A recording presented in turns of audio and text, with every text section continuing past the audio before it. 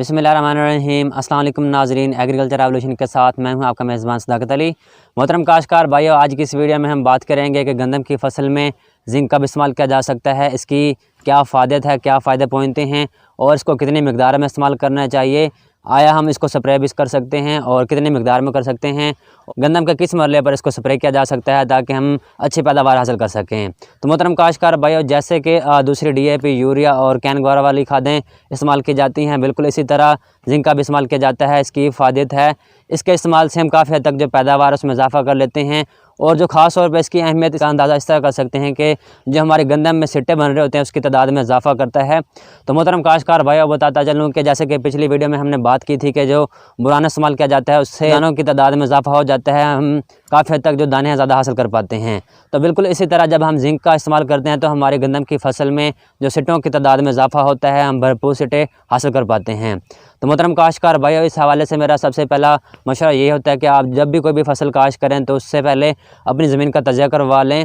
तो जब आप अपनी ज़मीन का तजिया करवा लेते हैं तो काफ़ी हद तक इस चीज़ का अंदाज़ा हो जाता है कि आपकी ज़मीन में कौन कौन सी खादों के अज़ा कम हैं या ज़्यादा हैं।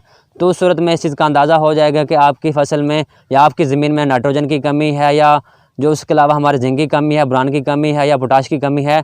तो उस अंदाज़े की बुनियाद पे हम इस चीज़ का अंदाज़ा कर पाएंगे कि हम कौन सी खाद कितनी मिकदार में इस्तेमाल करें।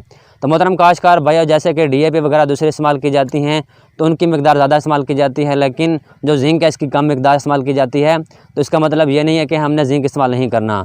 अगर आप जिंक इस्तेमाल नहीं करते तो उस सूरत में आपकी गंदम की फसल में तकरीबन 5 से 10% तक जो पैदावार वह कम हो जाती है। तो लिहाजा जब भी आप काश्तकार भाई कोई भी फसल काश्त करें, बिलखुसूस गंदम के हवाले से जब बात करते हैं तो इसमें आप जिंक का लाजमी इस्तेमाल करवाएँ।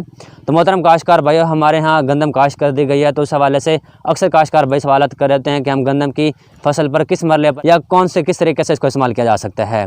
तो मोहतरम काश्तकार भाइयों, इसका तरीकाकार यही होता है कि आप ज़मीन की तैयारी के वक्त इसको इस्तेमाल कर लें। जैसे कि दूसरी DAP, यूरिया या दूसरी खादें इस्तेमाल की जाती हैं तो तब इसको इस्तेमाल कर लेना चाहिए।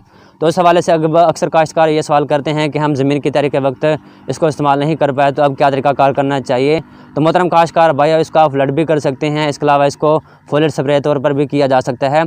तो मोहतरम काश्तकार भाई, अब तरीकाकार ये करना है कि जब आपकी फसल गोब की हालत में हो तो आपने तकरीबन 100 ग्राम जो ये जिंक है आपने 100 लीटर पानी में मिक्स करके या इसका जो महलूल है वो तैयार करके अपनी फसल पर स्प्रे करवा देना है। तो उसका ये बेहतरीन तरीकाकार होता है कि आप जब आपकी फसल गोब की हालत में होगी वहाँ पर आप स्प्रे करवाएंगे तो वहाँ पर जो सिट्टे बन रहे होंगे उसकी तादाद में इजाफा होगा और भरपूर सिट्टे मिलेंगे और दाने भी अच्छे मिलेंगे, जिससे हम अच्छी पैदावार भी हासिल कर पाएंगे। तो मोहतरम काश्तकार भाइयों, आप इसका एक स्प्रे करना चाहते हैं तो बेहतरीन तरीकाकार यही है कि गोब की हालत में इसको कर लें।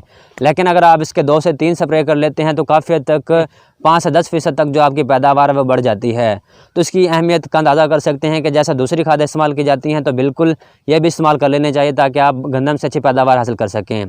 तो मोहतरम काश्तकार भाइयों, बता देते हैं कि आपने कब कब किस मरले पर गंदम की फसल में ये जिंक का स्प्रे करना है और किस तरीके से किया जा सकता है।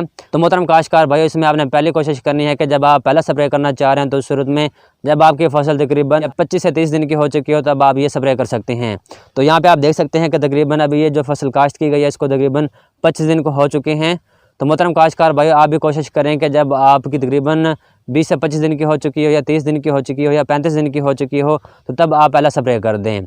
उसके बाद दूसरा स्प्रे आपने तब करना है जब आपकी फसल तकरीबन 50 से 55 दिन की हो चुकी हो तो तब आप ये स्प्रे कर सकते हैं। इसके बाद आपने तीसरा स्प्रे तब करना है जब आपकी फसल गोब की हालत में हो, जैसे हमने पहले बताया है, तो तब ये आप स्प्रे कर सकते हैं, इसके भरपूर नताज मिलेंगे। तो अब बात कर लेते हैं कि हमने पहली स्प्रे पर, दूसरी स्प्रे पर और तीसरी स्प्रे पर कितनी मिकदार इस्तेमाल करनी है और कितना महलूल बनाकर हमने इसको स्प्रे करना है। तो मोहतरम काश्तकार भाइयों, जब आप पहला स्प्रे कर रहे हो तो उसमें भी आप तब भी तकरीबन 100 ग्राम जो जिंक है आपने 100 लीटर पानी में मिक्स करके इसका स्प्रे करवा देना है। उसके बाद दूसरा स्प्रे भी तब भी आप तकरीबन 100 ग्राम इसकी मिकदार इस्तेमाल करेंगे। तीसरे स्प्रे पर भी आप 100 ग्राम इसकी मिकदार इस्तेमाल करेंगे। तो मोहतरम काश्तकार भाइयों, इस तरीकाकार से अगर आप बर वक्त गंदम में जिंक का इस्तेमाल कर लेते हैं, इसका स्प्रे कर लेते हैं तो आप गंदम से भरपूर अच्छी पैदावार हासिल कर सकेंगे।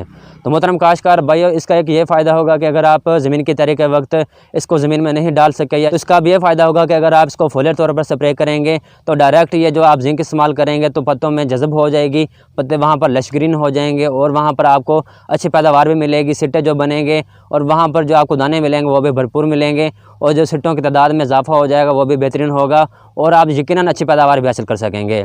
तो मोहतरम काश्तकार भाइयों, यही मशवरा है कि अगर आप जिंक का लाजमी इस्तेमाल करें ताकि आप अच्छी पैदावार भी हासिल कर सकें। तो मोहतरम काश्तकार भाइयों, जिंक के हवाले से ही चंद मालूमात थी कि आपने जिंक को कब कब कितनी मिकदार में इस्तेमाल करना है ताकि आप अच्छी और भरपूर पैदावार हासिल कर सकें। तो उम्मीद है कि मोहतरम काश्तकार भाइयों, जिंक के हवाले से ये चंद मालूमात आपको पसंद आई होंगी।